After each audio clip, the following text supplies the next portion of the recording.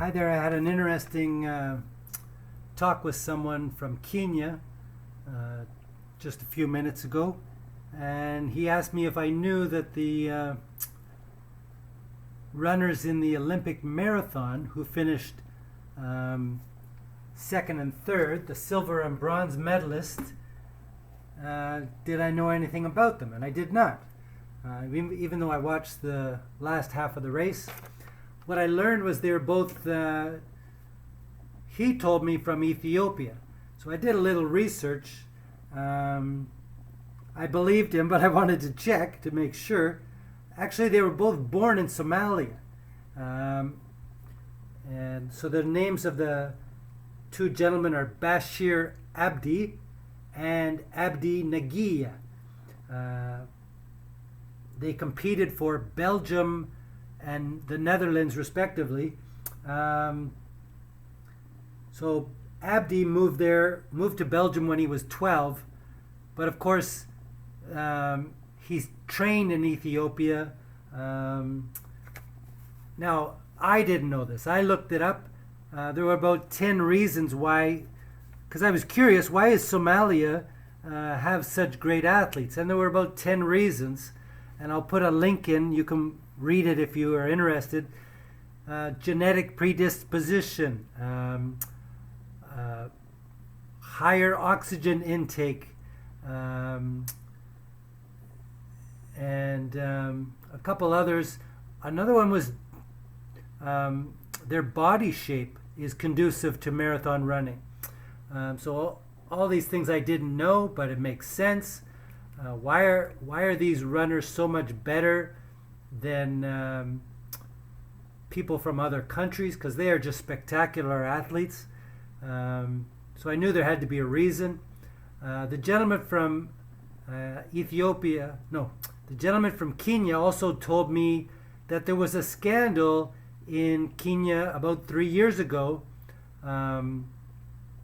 for the heads of the country providing them with money and drugs to run for them. So as I've said all along, athletics is one big racket, I like to say. Countries paying athletes to come and move to their countries. They're paying them to do drugs, all because people want to see this. I've likened it to a spectacle like the zoo. They're so much different than us. We want to look at them, but it is not healthy as a society at all.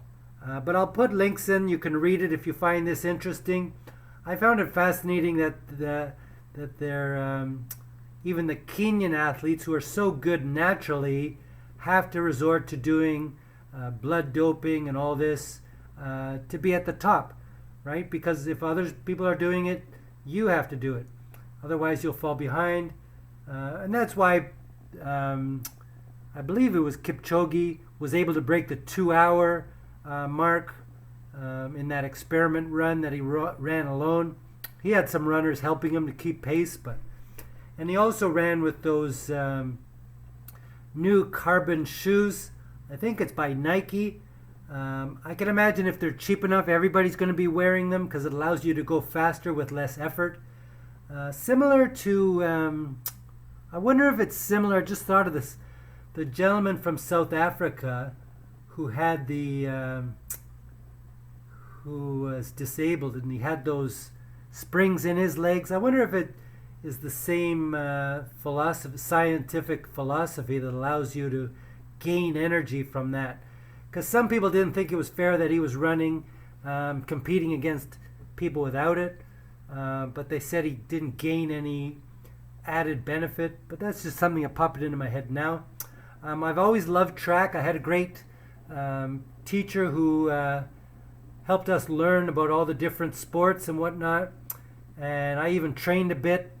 And he would have us run, 4 400s and then 2 800s and then do a mile run. That type of thing. I don't recall how much we ran, but you had to run these races like a lot of times during a training session. And he helped a lot of people get better. My brother actually, he ran the 400, and he actually held the record in Ontario. He went to Glebe High School, if you want to check it out. He was a very amazing athlete. So he held the record for a while, but of course every record is broken. But he was just the most amazing athlete I ever saw. And that's when I realized or learned that the 400 was the hardest of the track domains, because you had to sprint for the longest period. Anyways, I'll put links to all those things if you want to check them out, because I didn't believe what I was told at first until I did the research, and then I learned it is true. People are being bought off, going to different countries.